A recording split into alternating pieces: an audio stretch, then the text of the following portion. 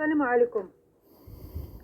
اليوم غادي نحكي لكم التفاصيل المملة وبالدارجة وكأنك كتشوف فيلم عن قصة النجار الألماني اللي حاول يغتال هتلر بواحد الخطة جهنمية دارها بوحدو من غير مساعدة ديال حتى شي حد، وكانت غادي تنجح في آخر لحظة لولا تدخل القدر والحظ لعب الدور ديالو.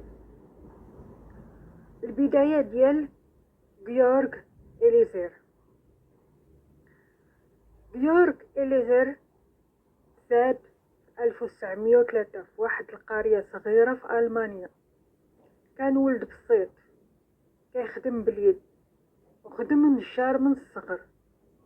كان عنده عقلية ديال خدم على راسك وما كانش كيبغي النازيين من الاول، حيت كان كيشوف بلي هتلر غادي يجر ألمانيا للهاوية. مع الوقت بقى كيشوف كيفاش الأوضاع كترجع خايبة والنازيين كيزيدوا الخناق على الناس والحرية ولات كي بحال الحلم. في 1938 ولا مقتنع باللي الحل الوحيد هو قتل هتلر قبل ما يدير الكوارث. الخطة الجهنمية. إليزير ما كانش عنده شي عصابة ولا استخبارات، كان خدام بوحدو، رجل واحد ضد نظام كامل. قرر يستهدف واحد اللقاء ديال الحزب النازي في واحد المطعم تاريخي سميتو بير غاربوراو كيلر. بير غاربوار كيلر هو مطعم تاريخي في ميونخ اللي كل عام في 8 نوفمبر كيجمع هتلر والقدماء ديال الحزب باش يحتفلوا بواحد المحاولة فاشلة للانقلاب كان دارها هتلر في 1923. بدا إليزير كيدير الريكوشي، تجسس بطريقته الخاصة. دخل المطعم مرات عديدة، قاس المسافات، شاف فين كيوقف هتلر بالضبط، وقرر انه يخبي قنبلة في الجدار اللي وراء المنصة.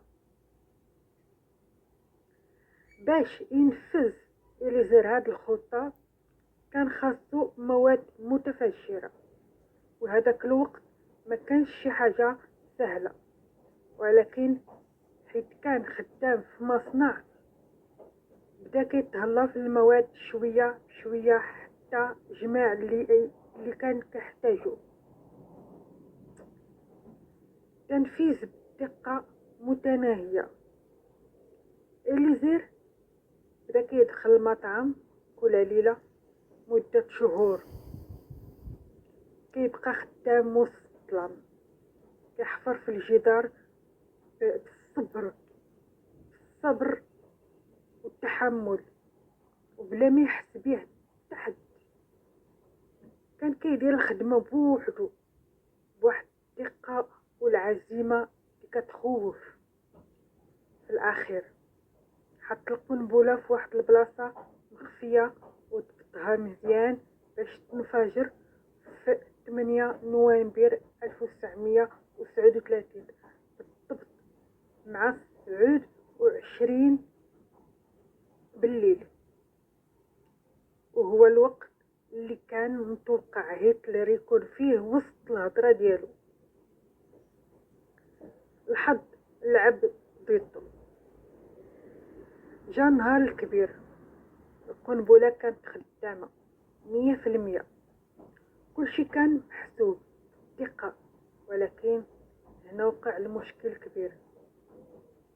نهار 8 نوفمبر 1939 هتلر كان خاصو يبقى كيهضر حتى ل9:30، ولكن فجأة قرر يسالي بكري حيت كان خاصو يركب في واحد التران ويرجع لبرلين. خرج هو وحاشيته قبل 13 دقيقة من الانفجار.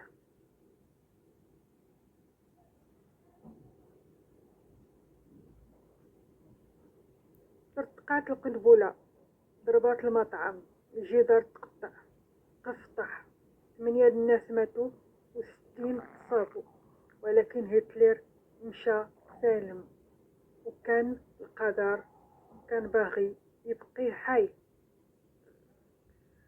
القبض على إليزير. إليزير ما كانش كيعرف باللي العملية فشلت، كان هرب قبل، ولكن حدو طاح خايب حيت شدوه في الحدود مع سويسرا وهو كيجرب يهرب. في الاول النازيين ما كانوش مصدقين انه خدام بوحدو، داروا معاه تحقيقات عنيفة، وحتى في الاخر تأكدوا انه هو المخطط الوحيد، هو اللي دار هاد الشي بوحدو، هو اللي فكر في هاد الشي بوحدو، معاونو حتى حد. وعوض ما يقتلوه في بلاصتو قرروا يحبسوه في معتقل سميتو معتقل دخاو، وخلاو حي يمكن باش يبقاو يسولوه او يستغلوه.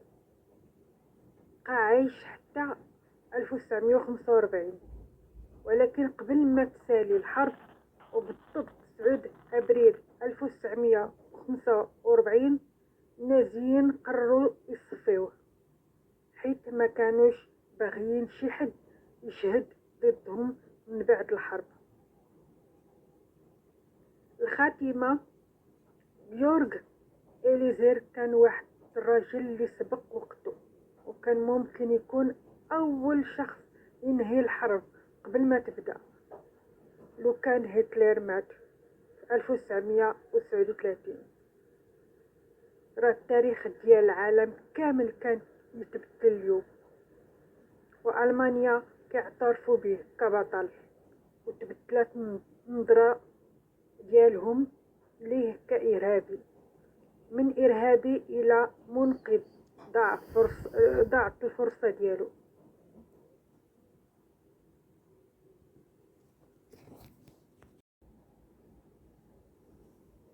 القصة ديال إليزير كانت بحال شي فيلم تشويق، ولكنها حقيقية 100%.